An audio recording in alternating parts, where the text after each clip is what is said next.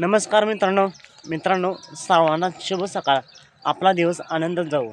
तर मित्रांनो, आपला लाडका दशमिंद कसरे बकासूर आपल्याला 26 तारखेच्या मैदानात दिसला होता आणि त्यानंतर गेले 4 ते 5 दिवस झाले असतील बकासूर मैदानात दिसला नाही.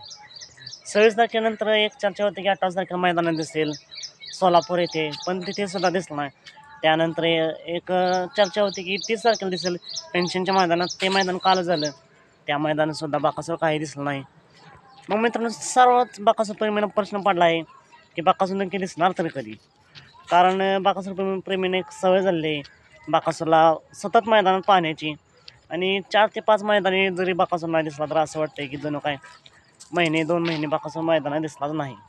पण मित्रांनो, काळजी करू नका, बकासूर आता सलग 2 दिवस दिसणार आहे आपल्याला. तर मित्रांनो, जर आपण पाहिलं तर हे बकासूरसाठी अशक्य नाही. बकासूर काही करू शकतो, कधीही पळू शकतो.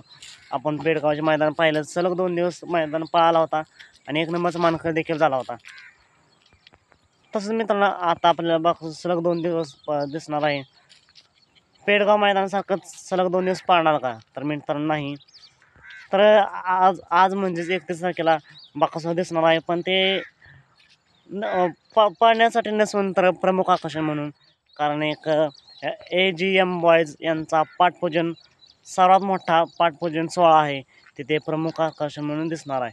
तर उद्या एक भव्य दिवस ओपनचं मैदान पार पडतंय वडगाव कराड या ठिकाणी, आणि याच मैदानात बकासूर 100% पाहताना दिसणार आहे. तर मित्रांनो, बकासूरला खूप खूप शुभेच्छा. चला तर मग भेटूया पुन्हा एकदा एका नवीन अपडेट्स भन्नाटाच्या नवीन व्हिडिओमध्ये.